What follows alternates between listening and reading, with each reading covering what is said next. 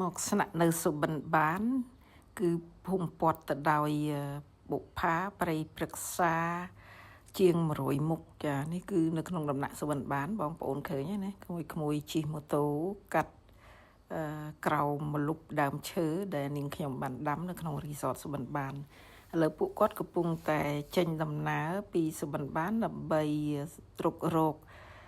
កន្លែងនៅក្បែរនេះប្រហែលជា5-6នាទីពីសុបិនបានសម្បូរទៅដោយភ្នំហើយនឹងព្រៃព្រឹក្សាបងប្អូននឹងឃើញគាត់នេះនៅក្នុងសុបិនបាននៅឡើយ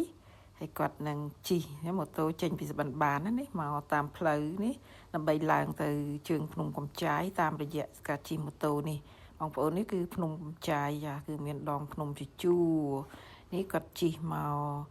ទិសខាងមកខេត្តកំពតយើងទេណាហើយសុបិនបាននៅចម្ងាយពីខេត្តកំពតប្រហែល15ទៅ20នាទីតែប៉ុណ្ណោះគឺជិតមែនតើបងប្អូនហើយបើយើងមកជិះតាមផ្លូវនេះទៅដល់លើភ្នំកំចាយហ្នឹងគឺរយៈពេលតែ5-6នាទីទេពីសុបិនបានបងប្អូនហើយបើអ្នកខ្លះគេចង់ហាត់ប្រាណគេអត់ជិះកង់អត់ជិះម៉ូតូទេគឺគេដើរត្រឹកមើលទេសភាព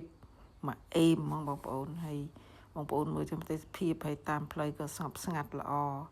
ណាអត់មានចរាចរណ៍អីអ៊ូអហឹកហែកណែនណាន់តាន់តាប់ដូចនៅទីក្រុងឯងបងប្អូនគឺយើងមានអារម្មណ៍រីករាយស្រស់ថ្លានឹងធម្មជាតិនឹងហ្មងនឹងព្រៃភ្នំនេះតែម្ដងបងប្អូនព្រោះស្អាតណាស់ចាធ្វើឲ្យយើងចង់រស់នៅអត់ចង់ចាក់ចេញទៅណាឆ្ងាយពីទីកន្លែងហ្នឹងឯងបងប្អូនហើយមានភ្ញៀវខ្លះគាត់ថាគាត់មកពីភ្នំពេញគាត់ទៅដើរលេងកន្លែងចិត្តសុបិនបានហ្នឹងគាត់អត់ចង់ជិះឡាននេះទៀតទេគាត់ជិះឡានឆ្អែតទេនៅពេញអញ្ចឹងគាត់ចង់ជិះគោយន្តនេះវិញមកគោយន្តដាក់5-6នាក់អញ្ចឹងណាទៅជាក្រុមហើយឡើងទៅភ្នំនឹងឲ្យមើលទេសភាពថតយកទេសភាពដើរលេងជើងភ្នំរួចហើយចុះមកវិញនៅក្បែរជើងភ្នំនឹងងូតទឹកឈូបដោយមានលក្ខណៈឯកជនភាពបងប្អូនចាឥឡូវនេះខ្ញុំថតវីដេអូពេញតែម្ដងក្នុងការធ្វើដំណើរពីសុបិនបានឡើងដល់រែងជើងភ្នំកំចាយរួចហើយចុះមកវិញគឺទៅលេងទឹកឈូដែលធ្លាក់ពីលើភ្នំមកហូរកាត់គេហៅមាត់ពីមហ្នឹងចាហើយនឹងហូរចូលព្រែកកពតហើយហូរទៅទឹកឈូបដោយហើយកន្លែងហ្នឹងមានលក្ខណៈឯកជនភាពពីមុនមកมันមានមនុស្សអីទៅងូតហ្នឹងទេខ្ញុំចេះទៅងូតទៅអីទៅគេឃើញទៅងូតតាមគ្នាហ្នឹងទៅវាស្អាតចាវាអត់មានភាពតុបតែងអីសិប្បនិមិត្តអីទេគឺវាធម្មជាតិពិតៗទេបងប្អូនអញ្ចឹងនេះខ្ញុំថតវីដេអូពេញតែម្ដងអត់មានកាត់ទេចាគឺចេញពីដំណើរពីសុបិនបានឡើងទៅដល់ភ្នំចុះពីភ្នំមកមើលទឹកជ្រោះហូរហ្នឹងបន្ទាប់មកយើងទៅជិះដរឆ្លងកាត់ប្រហែលជា3នាទីទៅដល់ដូងទេចា3 ឬ4នាទីដល់ដូងទេហើយកន្លែងលេងកម្សាន្តនៅចិត្តទេទាំងកន្លែងជិះខ្សែរ៉តកន្លែងដូងទេជិះទូកលឿនអញ្ចឹងណាអញ្ចឹងបើក្រុមដែលមកមានកូនក្មេងហ្នឹងកូនក្មេងគាត់ចូលចិត្តសប្បាយទៅកន្លែងដូងទេហ្នឹងឯងមានកន្លែងលេងបែបក្មេងច្រើនចាប៉ុន្តែក្រុមមនុស្សចាស់វិញគាត់មានប្រសាសន៍ថាអត់ទេគាត់ចង់លេងអីដែលមានឯកជនភាពទៅក្រុមគាត់អញ្ចឹងមានតែឡើងទៅភ្នំចុះមកវិញងូតទឹកឈូឬទឹកធ្លាក់ពីជ្រោះនឹងមកកាត់ទឹកឈូហ្នឹងឯកជនភាពហ្នឹងចាមានលក្ខណៈឈៀលហើយនេះលើគាត់ឡើងទៅលើភ្នំខ្ញុំថតពេញហ្មងវីដេអូហ្នឹងកុំឲ្យកាត់តហើយបងប្អូនមើលនាទីហ្នឹងក៏ដឹងនៅចិត្តដល់ជើងភ្នំហើយចាគឺថាជីលេងមកសបាយហើយនៅតាមភូមិនេះទាំងភូមិទាំងទៅដល់ជើងភ្នំហ្នឹងអ្នកស្រុកដាំតរេនទាំងអស់ដូចតែកន្លែងខ្ញុំដាំ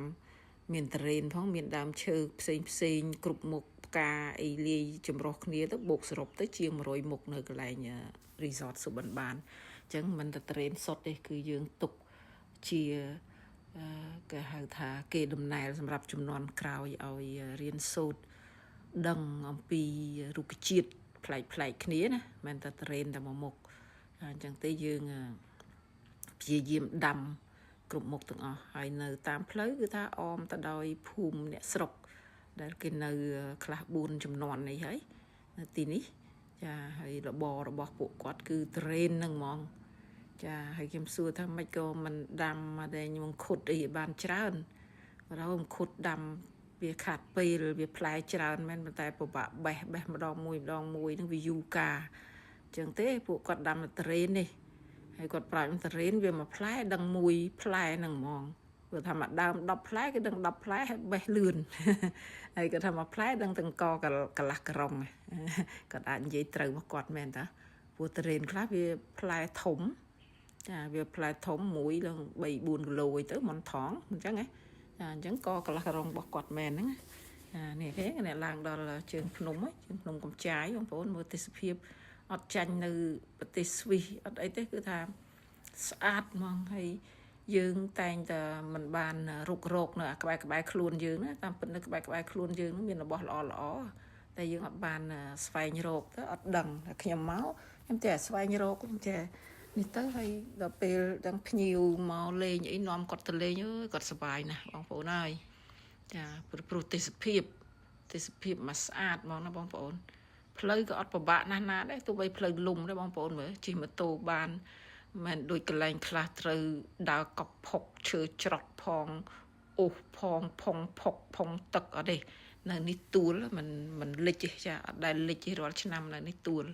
ចាលើកលែងតែវាធ្លាយវារីអគិសនីរបស់វាលិច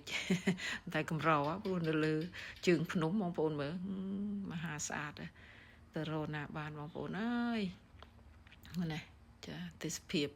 មកអេមនេះអត់បានចុះថតយក spot ទេថតតែតាមធម្មជាតិរបស់គេនឹងហ្មងចាមើលចានេះអត់មានកាត់តអីទេគឺថាដាក់មកចេញពីសបិនបានទៅដល់នឹងបដ ாய் ហ្នឹងហើយចាដល់ហើយបកមកវិញអញ្ចឹងបងប្អូនមើលរយៈពេលអត់យូរអត់ឆ្ងាយពីគ្នាទេហើយអ្នកមកលេងមិនសូវជាហត់នឿយអីប្រមាណទេពីព្រោះទេសភាពពីនៅក្បែរសុបិនបានហ្នឹងណាអញ្ចឹងយើងដើរលេងនឹងអស់ចិត្តទៅបែកញើសទៅចាយើងចុះមកក្រោមវិញជើងភ្នំហ្នឹងមានទឹកគេហៅមាត់ទឹកព្រែកជាប់នឹងទឹកឈូហ្នឹងចាវាហូរចូលទៅទឹកឈូហ្នឹងចាវាធ្លាក់លើភ្នំមកហូរកាត់ព្រែកហ្នឹងហូរទៅទឹកឈូយើងងូតទឹកមកស្អាតហ្នឹងទៅអត់ចង់ចប់ហ្នឹងចង់ទៅកន្លែងស្ប៉ាក៏បានសណាក៏បាននៅចិត្តយើងហ្នឹងតែកន្លែងកំសាន្តហ្នឹងរេស្តូរ៉ង់ក៏នៅក្បែរហ្នឹងចង់ហូបអីក៏បានចាយើងកំងទៅហ្នឹងហើយណាមកស្អាតហ្មងហើយយើងអត់សូវហត់ដោយសារយើងដើរសប្បាយចិត្តហ្នឹងទៅយើងចូលមក resort សុបិនបានសម្រាប់ថតរូបថតអីស្អាតណាព្រោះសុបិនបាននេះវាហុំព័ទ្ធទៅដោយភ្នំដូចគំនូអញ្ចឹងគឺថាបងប្អូនគេងពីលើក្រែទៅឃើញភ្នំឃើញអីអស់ហ្នឹងតែម្ដងចាណាបងប្អូនហើយយើងអត់ទៅណាឆ្ងាយប្រហែលមកពីភ្នំពេញតែ2ម៉ោងអត់អស់សបុតយន្តហោះអត់អស់ថ្លៃវីសាបើយើងចេះរៀបការវិភាគកាលណាគឺវាសប្បាយកាលហ្នឹងចាហើយល្ងាចឡើងម៉ោង5អីអាចទៅជិះទូកនៅតាមមាត់ព្រែកមើលថ្ងៃលិចមើល7លំពេកហើយចុះពីទូកមកវិញបរិភោគអាហារឆ្ងាញ់មើលភ្លើងពណ៌នៅក្រុងត្រឡប់មកគេងដោយសន្តិភាពដោយសុខ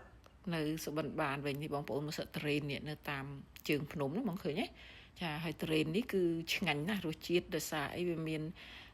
ទឹកហូររិចរហូតនៅជើងភ្នំហ្នឹងហើយទៅមានដែលជាតិរ៉ែច្រើនអញ្ចឹងយកមកចិញ្ចឹមត្រេនហ្នឹងធ្វើឲ្យរសជាតិឆ្ងាញ់ជាងនៅក្នុងចំការដែលដីលាតចានេះតាមបទពិសោធន៍ខ្ញុំដែលខ្ញុំធ្លាប់ញ៉ាំនេះទោះបីខ្ញុំមានត្រេនខ្លួនឯងក៏ដោយខ្ញុំមានចការនៅខាងក្រោមនេះរសជាតិខាងលើនោះគេឆ្ងាញ់ខ្លាំងដោយសារតែមានជីជាតិខុសគ្នាចាហ្នឹងហើយជាតិរ៉ែច្រើននៅតាមពើងថ្មគេដាំចឹងគេដាំតាមពើងថ្ម អាហ្នឹងសំនឹងលក្ខណៈធម្មជាតិរបស់ត្រេនមកបងប្អូនមិនទេសភាពអូដូចគំនូអញ្ចឹងមានតាណាឆ្ងាយបងអើយនៅគៀនក្លៀកយើងហ្នឹងតែពេលខ្លះបងប្អូនអត់បានចាប់អារម្មណ៍ហើយឆ្លៀតពេលមកកំសាន្តកន្លែងចិត្តកាលមកពីភ្នំពេញអ៊ូអហើយ